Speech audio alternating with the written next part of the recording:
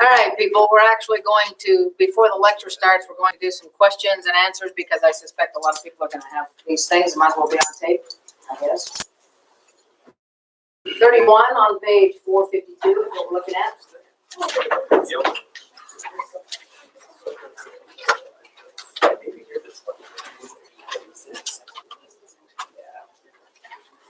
So find your pen.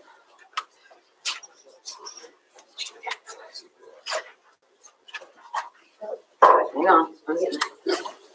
Oh, geez. Ooh. Now it's wet with it. Still not great.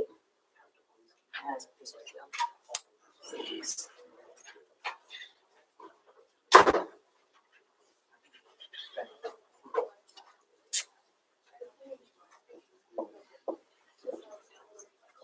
I think it's a plus. It's a plus.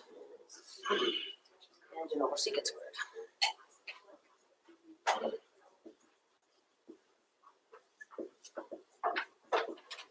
Okay, we're going to do some renaming of some kind because we can't get this done.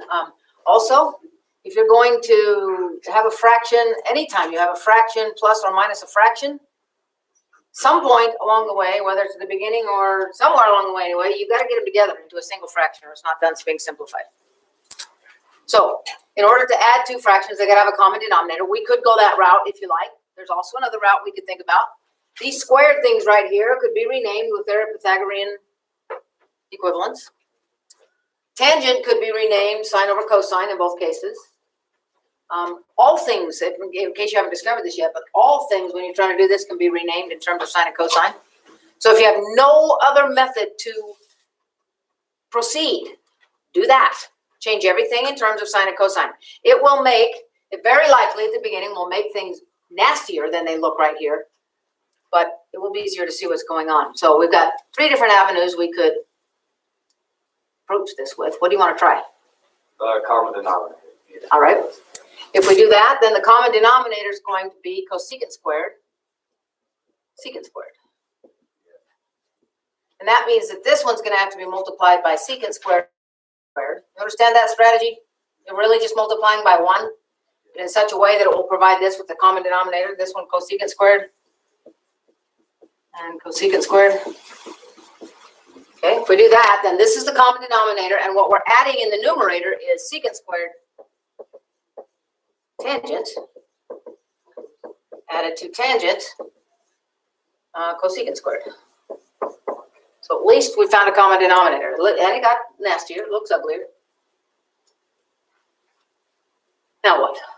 What would you like to try? Because we're not done.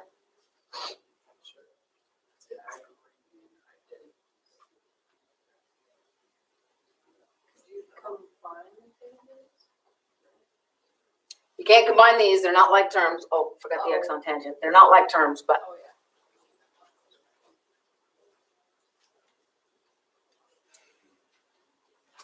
change everything to sine and cosine. if you can't think of something, that's a way to get going on things. And so I'm going to go to sine and cosine because you suggested it. And it's going to get ugly looking. It's going to be fractions within fractions. But hang in there. You guys are all good at algebra. Just hang in there. This secant squared is going to be 1 over cosine squared, right? Tangent will be sine over cosine.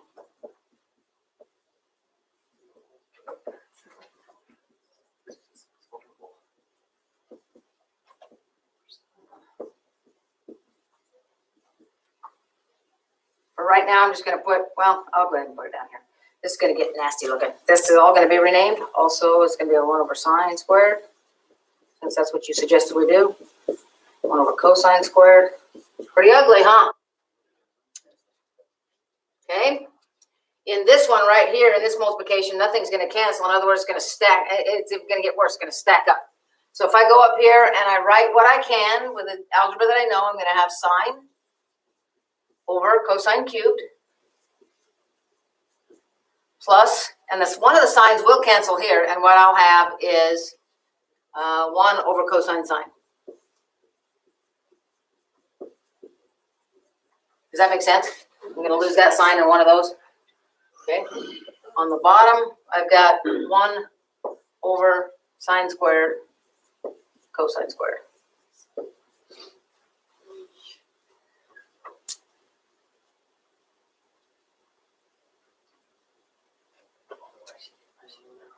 Now what? You need to find a common denominator on the top one so you can add. Yeah, we need to find a common denominator for the numerator now.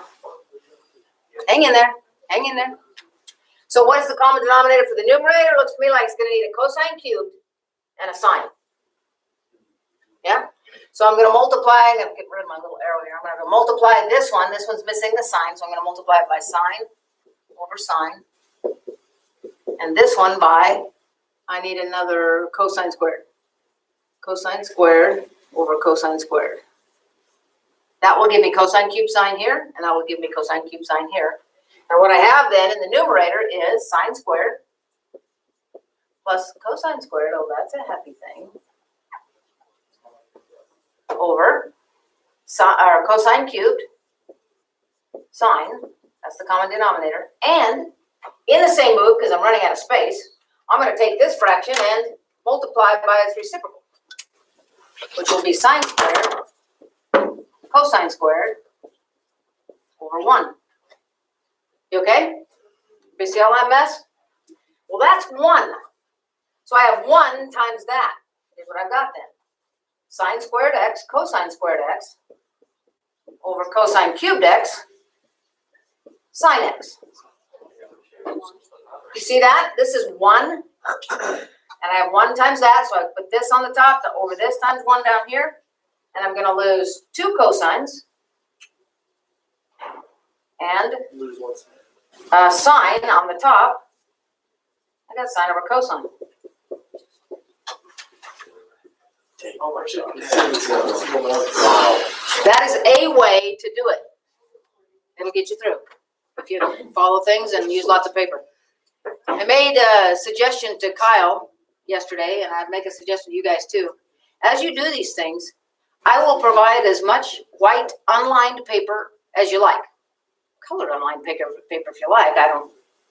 It's kind of expensive, but if you do this stuff with outlined paper, so it's like on this board right here, you're not restricted to all the lines. They don't get in your way with all these fractions. You're not trying to save paper, and you can do this on 1 page. Things stay out of your way. You can space things out. You can write a little bigger if you like. The lines just don't get in your way. I'm just saying, if you want to do that and you want to use one side of a page for every problem, great. If you want to use one side of a page and it leads you to a dead end, you want to throw it away and start over on a plain one, that's fine too. I got lots of paper.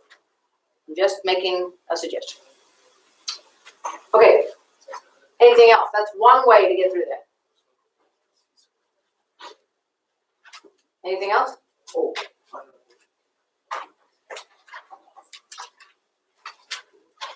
49. Sine squared over 1 minus cosine, or 1 plus cosine. Okay, it looks like we're going on to 49. Those of you watching.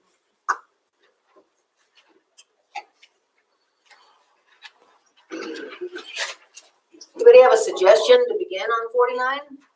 Switch sine squared x for cosine squared x minus 1. No, 1 minus cosine. I agree. That's a good move. I'll write down the problem and we'll make that move. Sine squared over 1 plus cosine.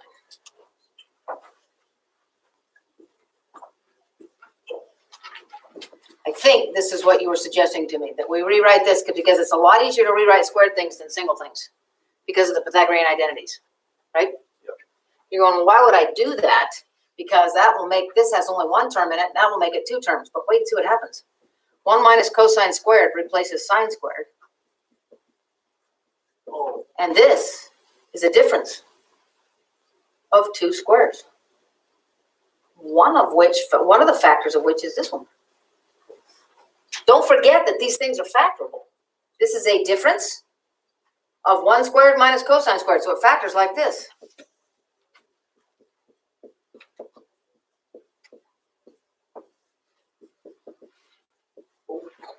See it? Okay. Don't forget that those things are factorable as well. They behave and are useful in a lot of other ways too, but don't forget that they also factor. as a difference of two squares. Others, anyone? Or I can talk to you more about that. Some of you are looking a little confused. Do you see what happened there? We renamed, this is the Pythagorean identity, sine squared plus cosine squared equals 1. That means that sine squared is equal to 1 minus cosine squared. And if I rename sine squared as 1 minus cosine squared, and I have a difference of two squares, such that when it factors, one of the things is that. That's what I'm saying. Okay? Any others? A lot of algebra manipulation here. A lot of getting used to stuff. It's hard. I'll admit it's hard, but you gotta fight the fight. Don't give up now. Yep. 337. Okay. One of the things that makes these difficult is you're used to math proceeding in only one direction that's correct. There's about 2 or 3 different ways to start each one of these. And sometimes they lead to a dead end, or sometimes they lead to the solution. Secant over sine minus sine over cosine.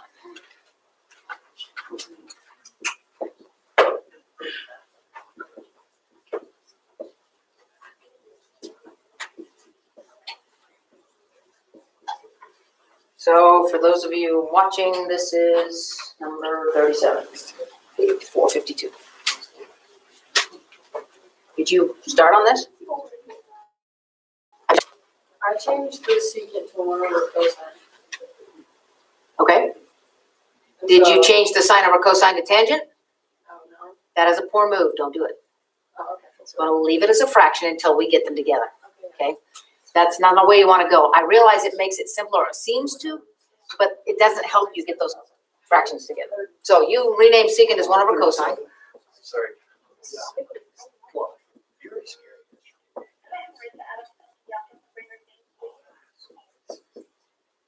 What was that?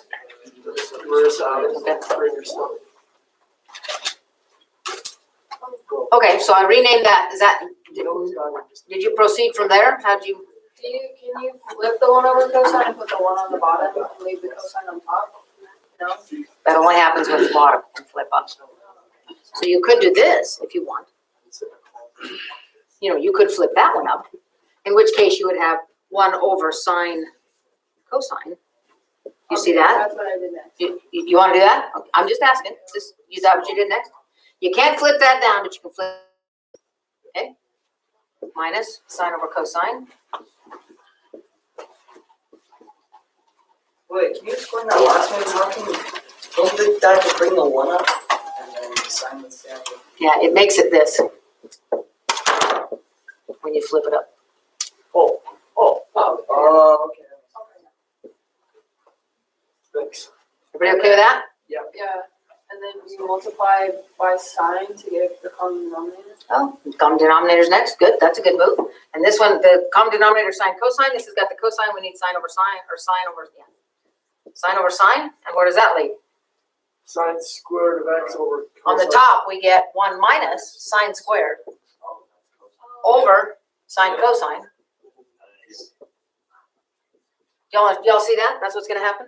Subtraction of the numerator over the denominator. So that's what? Cosine squared. That's another name for that. Over sine cosine. They cancel. Lose a cosine, right? Yeah.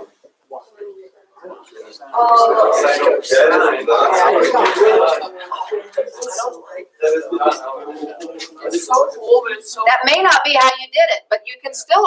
Many paths can lead to the correct answer. This is a way to go.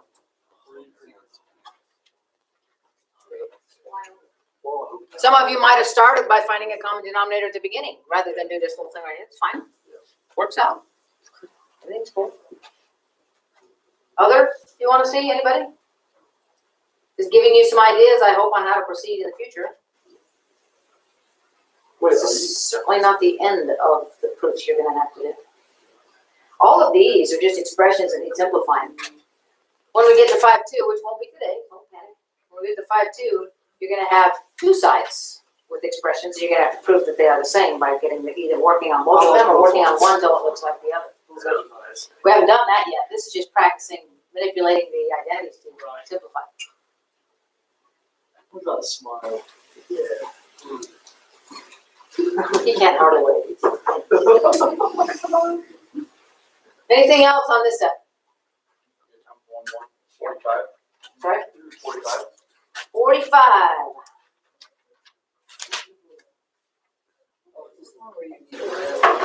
Yeah. 4 tangent squared minus 4 over cotangent plus sine cosecant. Sine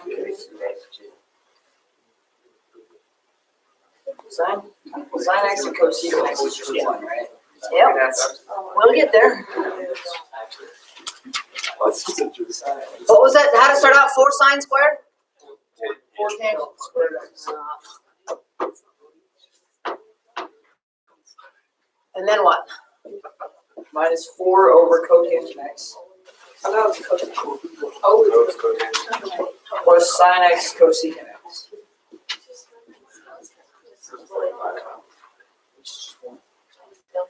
Okay, gonna do some renaming here. I'm gonna leave this alone. I don't know if you can see it or not, but I can see that's gonna turn into a tangent by reciprocating. That thing right there, if you think about what sine and cosecant are, that's gonna turn into a 1. Which one did you see? This one. Same. 1 over cotangent is tangent. So I'm gonna rename this 4 tangent squared minus 4 tangent. I wanna know if you all recognize that as 1. You do? These are reciprocals of each other. This is sine times 1 over sine, which is sine over sine, and that's 1. And so what we have now, if this simplification here, what we have is a quadratic where the quadratic variable is tangent. It's like saying 4x squared minus 4x plus 1. Oh, secant.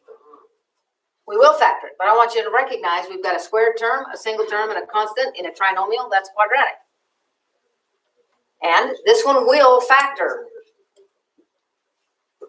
Put down a couple of sets of parentheses here. We'll split up the tangent into 2 tangent. 2 tangent.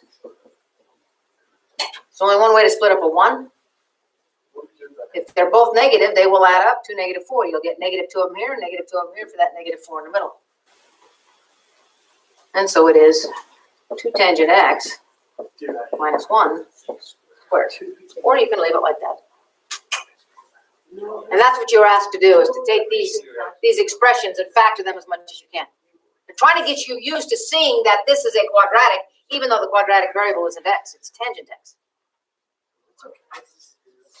We're good with that? You can handle that? Yeah, what would the graph look like? I don't know. You're supposed to know. I don't know. The graph did. Murray Jefferson. Jeff, come on. Go ahead if you want. Put it in radian mode though. Graphs in degree mode always turn out wonky. It's contrived by wicked people. It turns out bad. Do you have any other things you want to discuss before we move on? That's cool. How'd you get the 1 again? You explain that to me. Cosecant is 1 over sine. So if I rename cosecant as 1 over sine times sine, I get sine over sine. Yeah. Everybody good with that? What did it look like? Everybody get a graph of it? It's like, Yeah, it's just like a quadratic. Bunch of scallops? Okay. Anything else, anyone? That's like,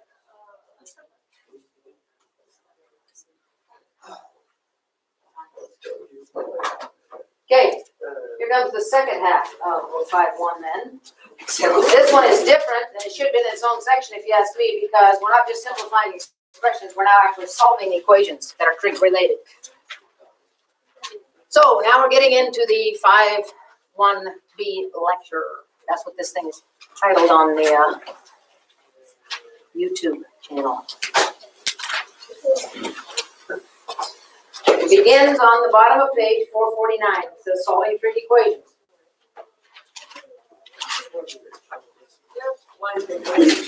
What? Do you want blank paper? Yeah. The what? Huh? Do you have line paper? Yeah. Yes, I have lined paper right there in that, in those notebooks. If you want lined paper, I also have blank paper if you want that. Yeah, where's the blank paper at? Well, it's not available for you to just grab, but I've got some. She's unlocking the door. Got it locked up. Gotta walk on. How many do you want? Don't take more than you need. Okay. Take 2 or 3 at a time and that's it. I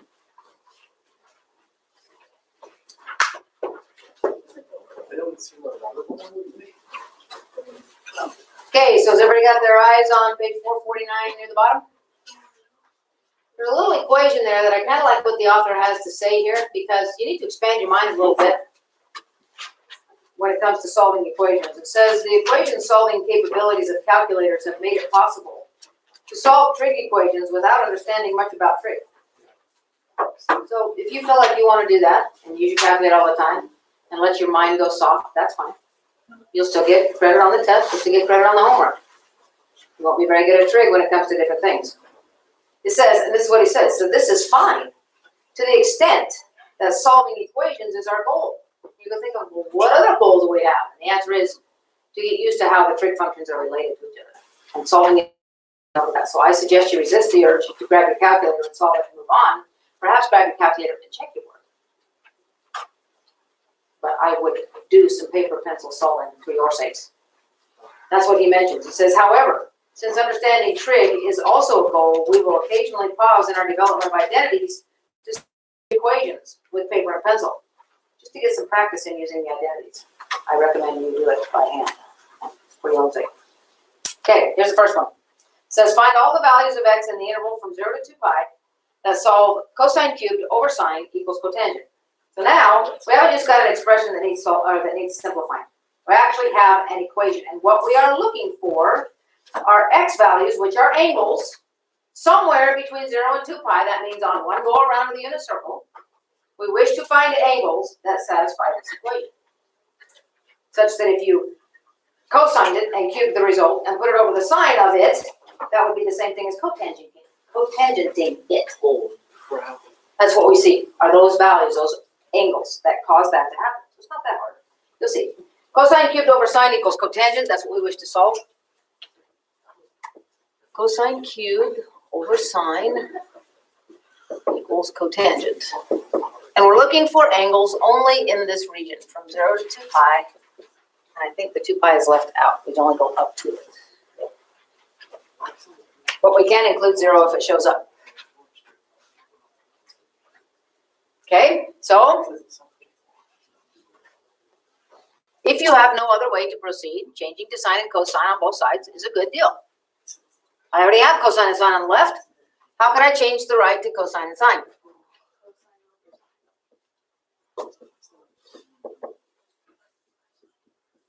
So, using an identity, I changed cotangent to it being in terms of cosine and sine.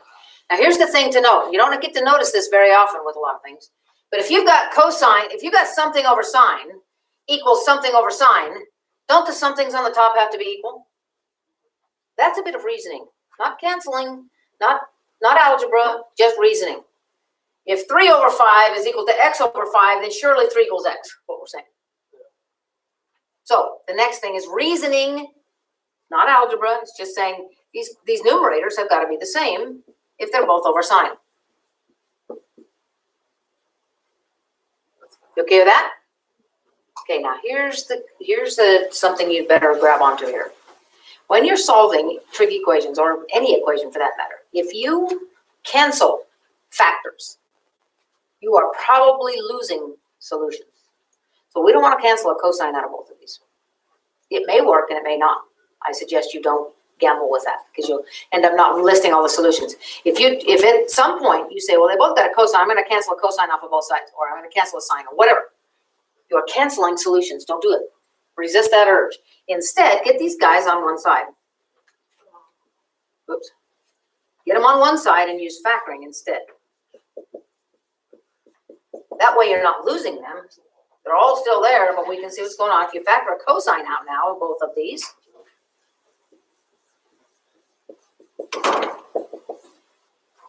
Now you've got a situation where you're asking, when would that be 0? Because that would make the whole thing 0. And when is this 0? It's like saying, it's like when you did this, when you said x minus 2 times x plus 4 equals 0. X is either 2 or negative 4. They each get their shot at being 0. Same thing here. This gets his shot at being 0, and so does this. Either one of them being 0 will make the product 0. And so we give them both their shot. I'm going to come up here because everybody's straining to see it. My question is, when is the cosine of x equal to 0? And if you'll think really carefully about this, when is the cosine squared of x equal to 1? That's what I'm wondering. I'm going to kick that over. I'm setting that equal to 0 and putting the 1 on the other side. You following? Okay. This needs to go a little bit further. Another lesson to be learned. We square root that. We're really asking, what is the cosine of x? Just plain old cosine of x. What is that equal to the square root of 1? But don't forget that. You got to consider both. Wouldn't it be plus minus root 1? But what's root 1? What is it? What's root 1? I thought, I didn't know it was 1. I thought it was like a small. What number times itself is 1? Oh, okay. Okay, all right, we're okay. We did square root, but we simplified it. You're okay, it's all right. But you're right, we should have square rooted, but we did in our heads, okay? So, on the first go around of the unit circle, when is cosine equal to 0? What angle can I cosine that will give me a 0 in the first go around of the unit circle? Pi halves and 3 pi halves. Straight up, straight down. Cosine is 0 there, right? Is that true? When is the cosine of x equal to 1 or negative 1? At what values? 0 and pi. Now 2 pi, it would happen at 2 pi also, but we're not allowed to consider it. It's got a brace, it's got a parenthesis on it. We're not going to get clear to 2 pi. So it's 0, 0 is included, and pi over here. So in this case, when 0 and 2 pi basically be the same, because it's. Yes, but we're not allowed to include 2 pi. Yeah, so, yeah. Now, there's something you have to consider. And it has to do with this step right here, where we said the numerators are equal. Here's the thing, folks. We cannot include values that we got over here. We got 4 different values of theta. We cannot include values that when plugged in cause division by 0 anywhere in the problem. And right here, if x were 0 or pi, would cause division by 0 here. You understand? No. Why would it be pi? Sine of pi is 0.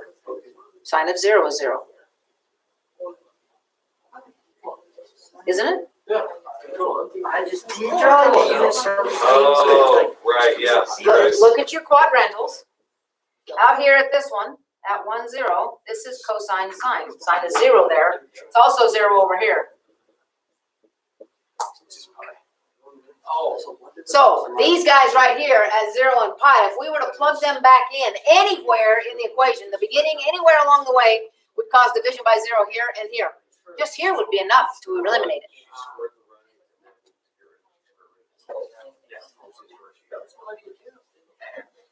What does that do? Cosine of x is equal When is the cosine of x to 1. So in the unit circle, you see where the two c's, there's negative 1 and positive. So those 2 flips on the So those are about the 0 and the pi. These are values of x such that if you cosine them, would give you either 1 or negative 1. Okay. But plugging those values for angles in right here or here would cause division by 0 in at least one place, because sine is 0 there. So we have to reject these as solutions. These are the only ones.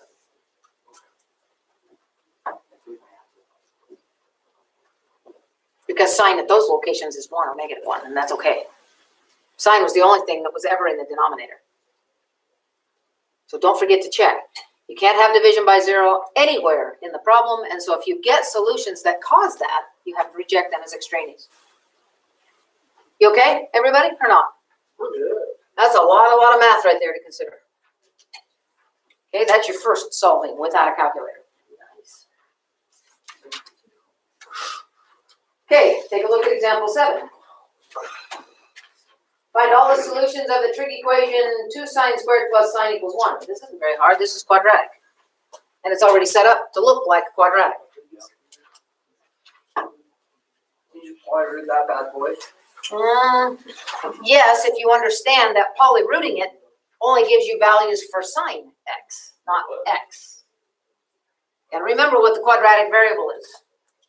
So let me talk to you about that once I get it written up here and I can point at some things. We have 2 sine squared plus sine equals 1.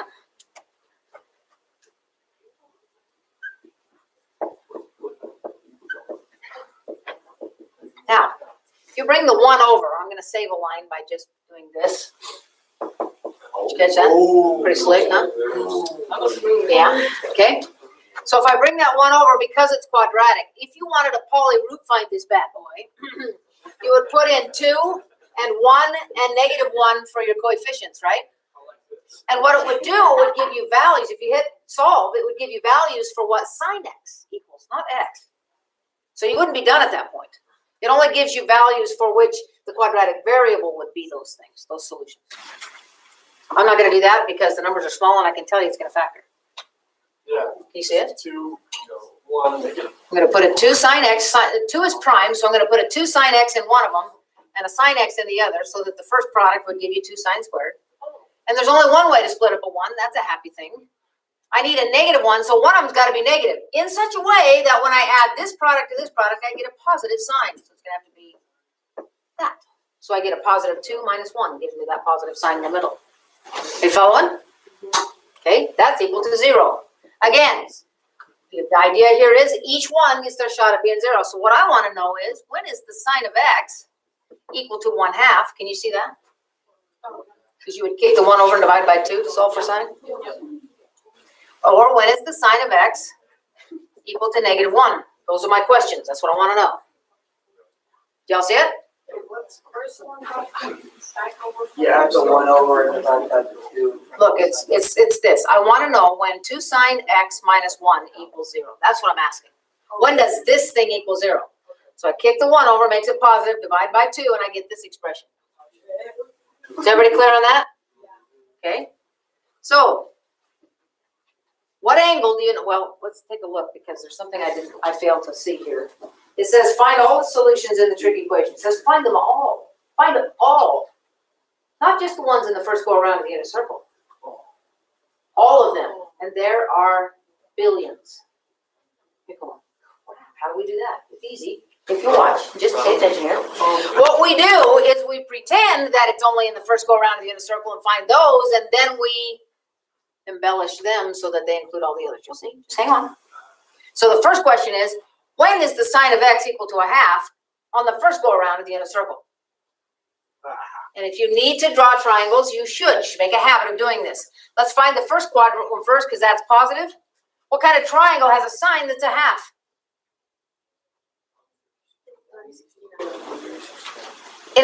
Right, a 30, 60, 90. But what I'm saying is, what triangle do you know of where the opposite side, the vertical side, is short? This is a short one.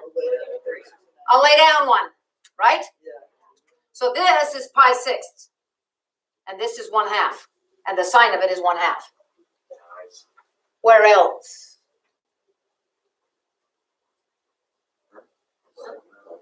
Where else? Second quadrant, where the reference angle is pi/6, and this angle is. 5 by 6. The answer here then is pi/6 in the first quadrant and 5 pi/6 in the second quadrant. Very same thing happens. You see it? You follow that? You got to look in every quadrant where sine's positive, first and second, where the reference angle is pi/6. Where is the sine of x equal to -1?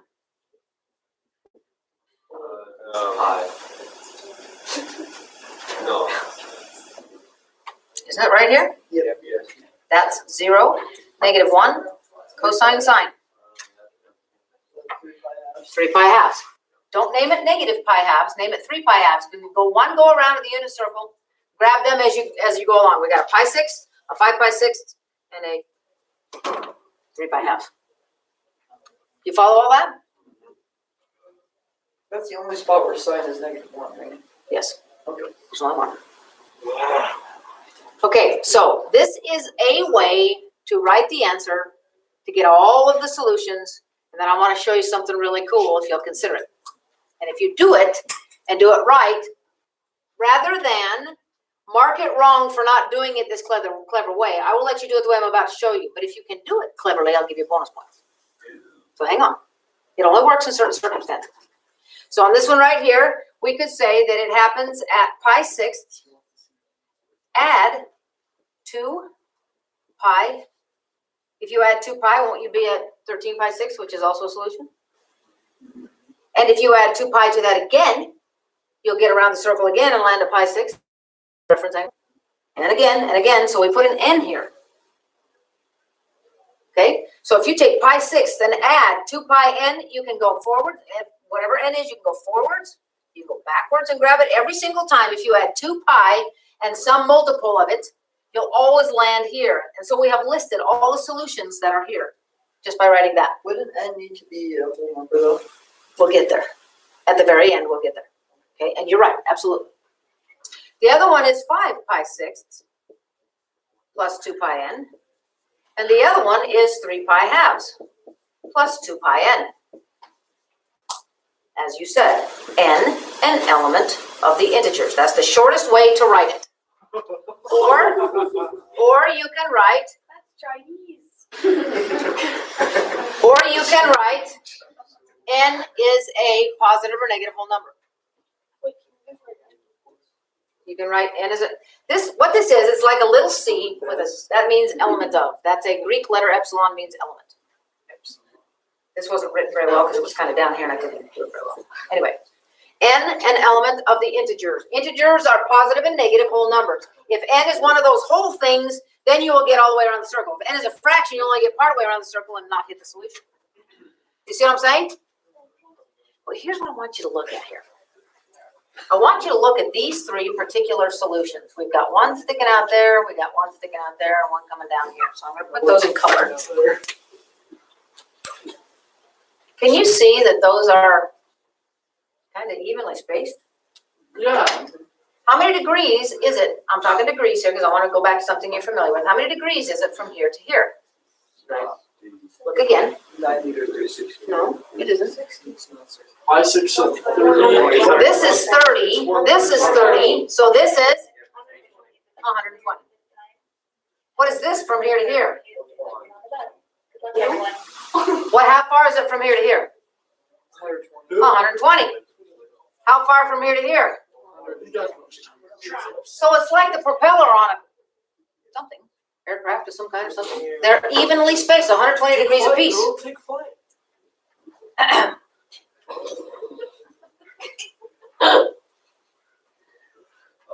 What is 120 degrees written in terms of pi?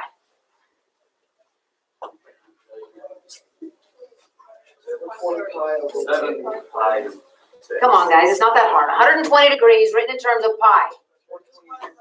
2 pi thirds. Pi thirds is 60. 120 is twice that. Right? So every time you hit one of these, it's 2 pi thirds after the one you hit just a minute ago. Every one of these is spaced that way. So what you could write is pi sixths. That's your first one. And then add that. And you add it once, you'll get to there. Add it twice from here, you'll get to there. Add it 3 times, you'll get back to here. Add it 4 times, you'll get back to here. Add it 5 times, you're down to here. Add it -1 times, you're gone from here to here. This is a much, much cleaner way of writing the answer. I will give you extra credit if you can do that, if it applies. It doesn't always apply. What? That's only if they're evenly spaced. Right. That's what you have to notice. This I will give you full credit for. This, if it applies, get bonus points. We're talking about like the test. So on the test, there will be one that. I don't know. I'm just saying, if you can express it in a more concise way, because they're evenly spaced, you should. Now, if the only solutions were pi sixths and 5 pi sixths, and this one was left out, can you see that that would not be an option? They are not evenly spaced. Because what happens is, you hit one, if you're going around the inner circle at a regular rate, you go hit, hit, hit, hit. They're not evenly spaced. You can't do that if that was left out. But then when this one's included, in this case, they are all evenly spaced. This is a far better, more clever way of writing it. But I'll give you full credit for this. What you do is you take your solutions, make sure that they're viable. This was never an opportunity to divide by 0, so things are great. All of these are good solutions. Take each one, add 2 pi n, make sure you note that n must be an integer, and then you've got your, but this, in this case, is better because it's shorter and shows that you know what you're doing more. Okay? One more equation to solve, and then we'll be done. And it's a good thing, because we're kind of running out of time.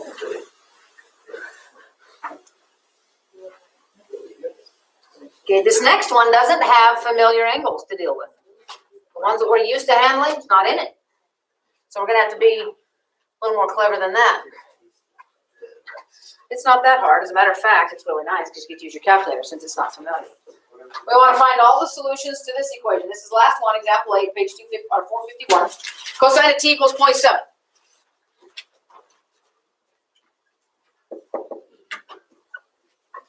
Point 0.7 is not a familiar result. How are we going to find the t-values where the cosine is 0.7? Inverse cosine. You could, but it'll only give you one answer. Inverse cosine, there's only one. Whose inverse cosine is, there's only one angle whose inverse cosine is 0.7. Where you're allowed to look. We want to find the cosine of all angles that give you 0.7. Not just the one that inverse cosine gives you, but it'll give you a start. Just for the fun of it, let's figure out what this actually means on the unit circle. See what cosine means. Cosine is this, if you draw a triangle, cosine is this length over 1, right? So if we call this x and this 1, this y over here, and I've got an angle here, t, then what I want to know is, what angle is this such that x over 1 equals 0.7? Right? Okay, that means that if this over this is going to be 0.7, then this has to be 0.7. Okay, well, that's great. Still doesn't tell me what t is. How are we going to find out? In this first quadrant, just exactly what you said would be the cosine, the inverse cosine of 0.7. But that'll only give me this angle. What is it? And give it to me in radian mode, please. I want it in radians. And it won't be something comfortable. It won't have a pi in it because your calculator doesn't do that. Just do the inverse cosine of 0.7. Tell me what t is in radians. What is it? 0.795. Okay? That means that we have opened an angle that isn't quite 60 degrees. 1 radian is about 57.3 degrees. So this is short of 57 degrees. Okay? Just saying, getting a feel for what's going on. So that's the t-value there. Where are we going to find the other one in one go around of the unit circle? Where are we going to find the other t-value? 3.14 radians minus that. Really? Pi minus that. Where else? What other quadrant can we look in for a cosine that's 0.7? Fourth. The fourth. A mirrored triangle mirrored right there, right? You following? And so this angle right here, this reference angle right here is negative 0.7954. How come it's not? How come it's not the center? What? How come it's not the second one? Because then it would be negative 0.7. Cosine is positive 0.7. Cosine of an angle is positive only in the first and fourth quadrant. Would you agree with that?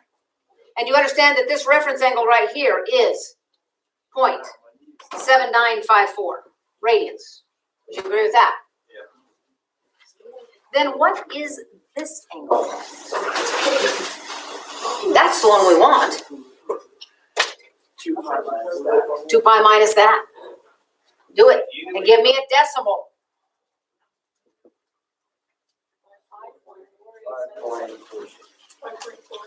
4877. Like that? Y'all understand where that came from? It's 2 pi minus this, because that's how much short we are getting all the way around to 2 pi. We're short that much. And so this green angle is this one. And those are the ones we want. We want the angles that are between 0 and 2 pi that satisfy this. And your calculator will not give you this one.